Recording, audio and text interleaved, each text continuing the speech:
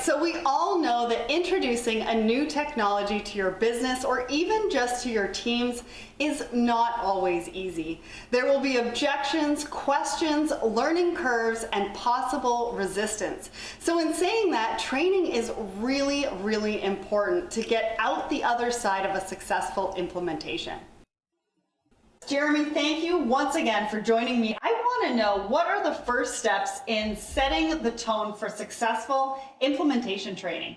To set the tone for a successful training process, you need to have involvement from your users. I prefer that the first time a user see the software is not within a training session. You don't want that pressure on your users.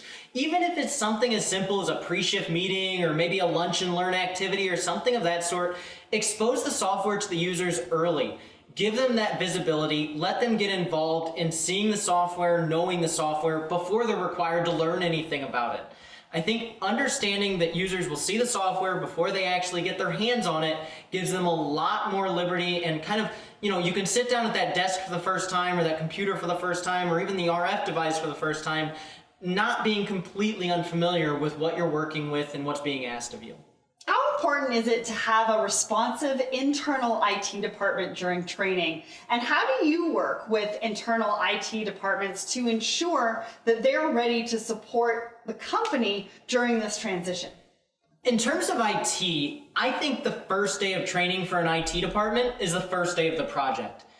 By no means does a training for an IT department need to be a formal training session where you roll out the red carpet, have all kinds of presentations ready, etc. I've said it before in this series and I'll say it again. This is a software that should be co-configured with the IT department involved. So they should have hands on the system just as you do. Recognize what they'll most likely need to change and maintain and have them hands on from the beginning of the project, co-configuring the software with you. In addition to that, put them in their escalation places early. So make sure they know how they're going to support this software long term. How are they going to be required to respond to users' needs? And let them start doing that early and often. By no means does your implementer, your software partner, need to be the first person you run to when something doesn't work as expected. Even as early as unit testing, user acceptance testing, training, if something doesn't look right, let the IT department handle that first. Let them get kind of some experience, some hands-on experience with that software. And then finally, it's worth understanding that Go Live isn't an opportunity for someone like myself to run away. Go Live's collaborative. It's going to be more than one day. You're going to have hands-on throughout that Go Live period. You're not going to be interjected or expected to take the entire weight of that burden from day one. We'll be on site, we'll be there to help you, we'll work with the IT staff as they learn what their roles will be and how to fix ongoing problems, so that way it's not simply a toss it, here's your product, we've done the handoff and now you're on your own. You won't be on your own, you'll be able to learn. Just make sure your IT staff is open-minded, they're aware that they're going to have a change in their jobs and they're able to handle that change. So I've heard a lot of horror stories around investing in new technology, but companies not using the technology to its fullest potential. So is it better to look at training in phases so everybody gets used to different parts of the technology moving forward, or do you suggest to dive into training as a whole? Yeah, so I will always recommend phases when it comes to training. And the most successful training programs I've been a part of have always kept it simple.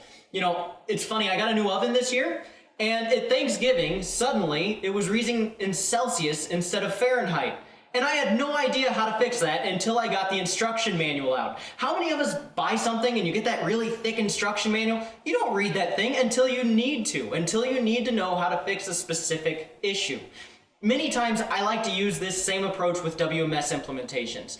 Train folks on how it should work. Train them on happy path. Ensure that that's the path that'll be followed most frequently.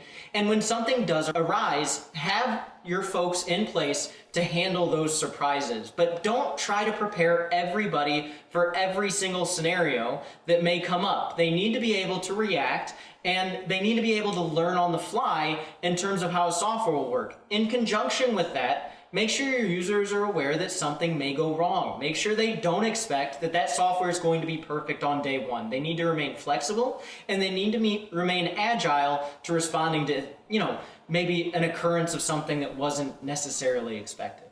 So what can organizations really expect from good training? I think they need to expect, number one, that their users will be empowered, that they'll be comfortable with the product that they're going to be using. But in addition to that, I think it's really important to make sure you're getting collateral out of your training. Make sure you have materials to walk away with. There's going to be turnover. You don't want to lose the speed you've gotten getting out of the gate.